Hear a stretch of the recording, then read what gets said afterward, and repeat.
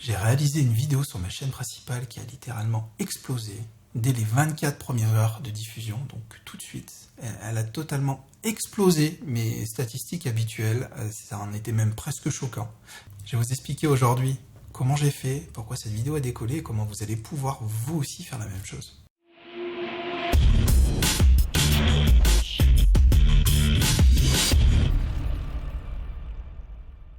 Mes amis youtubeurs, bonjour, très content de vous retrouver pour cette nouvelle vidéo. Alors oui, c'est pas du putaclic, c'est pas du clickbait.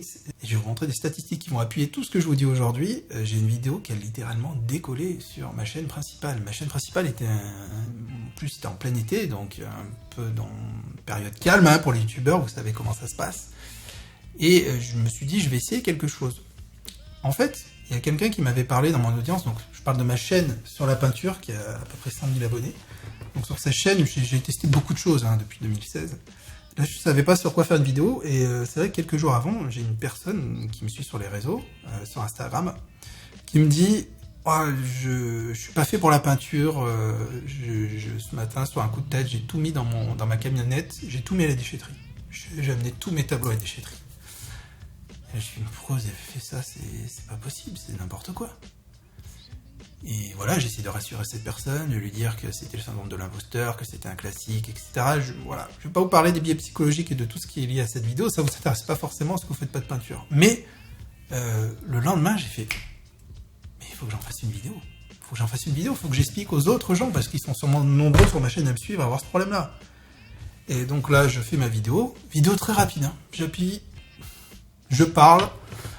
Oui, alors ce matin on m'a dit ça, presque en one shot, presque sans montage, donc vraiment sans préparation. Comme ça, beaucoup d'authenticité, comme je vous l'ai souvent expliqué. Et puis facile à monter, on entend le dire. Et là, au moment de lancer ma vidéo, je dis bon, étape vignette, qu'est-ce que je fais? Et là, j'ai utilisé mes compétences de youtubeur pour me dire je sais à peu près ce qui fonctionne, donc je vais faire une vignette putaclic, mais qui est totalement dans la thématique de ce que de la vidéo, quoi. Donc putaclic pourrait être justement normalement une vignette qui incite à cliquer, mais qui n'a rien à voir, mais la vidéo pour laquelle n'a rien à voir avec la vignette. Donc c'est pas vraiment le cas. En tout cas, c'est clickbait, quoi. On a envie de donner l'envie de cliquer, forcément. Donc qu'est-ce que j'ai fait? J'ai pris une photo où je suis comme ça. Bon, ça marche bien sur YouTube, où je suis vraiment comme ça, genre c'est la fin, genre c'est le désespoir, le chaos, vous voyez quoi, comme ça. Et en titre, qu'est-ce que j'ai mis sur la vignette? En gros, tous mes tableaux à la déchetterie. Voilà, j'ai mis ça. Le titre même, tous mes tableaux à la déchetterie, avec déchetterie en lettres capitales, et je lance ça. Et là, taux de clic mirobolant, la vidéo qui explose, mais qui décolle, mais tout de suite, c'est là, je suis oh là là.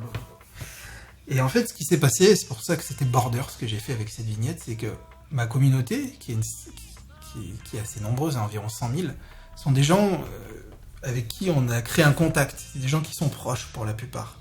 Donc quand ils m'ont vu comme ça, et avec le titre « Tous mes tableaux à la déchetterie », ils ont vraiment cru que moi-même, qui suis artiste depuis des années et qui en vis, avait pris sur un coup de tête, j'étais allé amener mes tableaux à la déchetterie.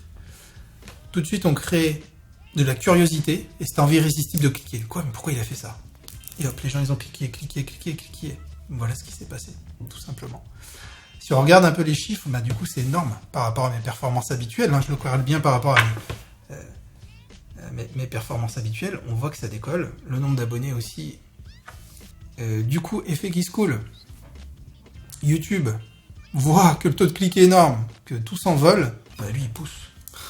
Il a poussé pendant quelques jours aussi à d'autres personnes, ce qui fait que ça m'a amené une nouvelle communauté, une centaine de nouveaux abonnés sur quelques jours. Et voilà, c'était plutôt sympa, je trouve. C'était une belle expérience.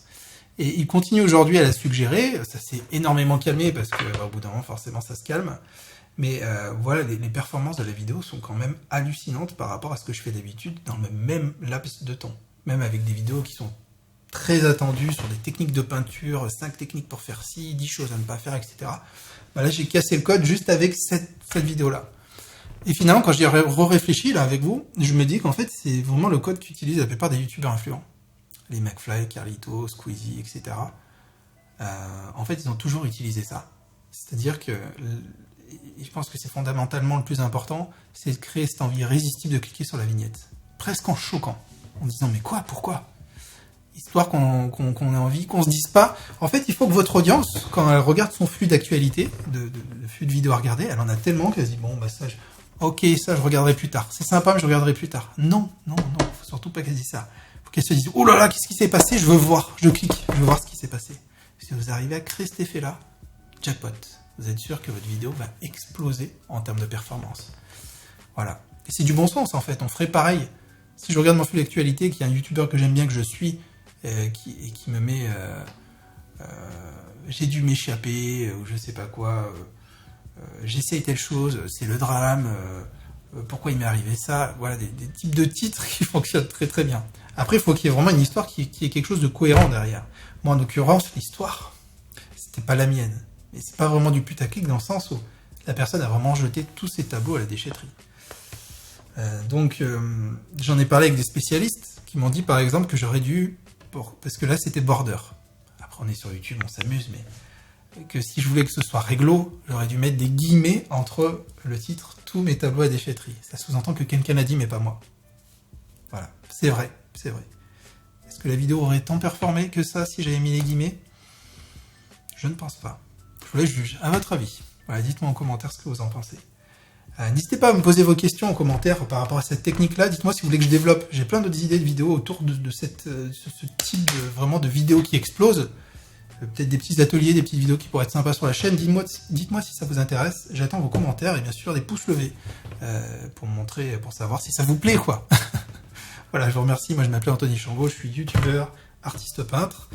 J'ai 2 chaînes YouTube, vous êtes sur ma chaîne secondaire et sur cette chaîne je vous fais un retour d'expérience de tout ce que j'ai appris sur ma chaîne principale, comme je l'ai fait aujourd'hui dans cette vidéo. Voilà, je vous remercie, n'oubliez pas de vous abonner, moi je vous dis à très bientôt pour une autre vidéo. Ciao ciao.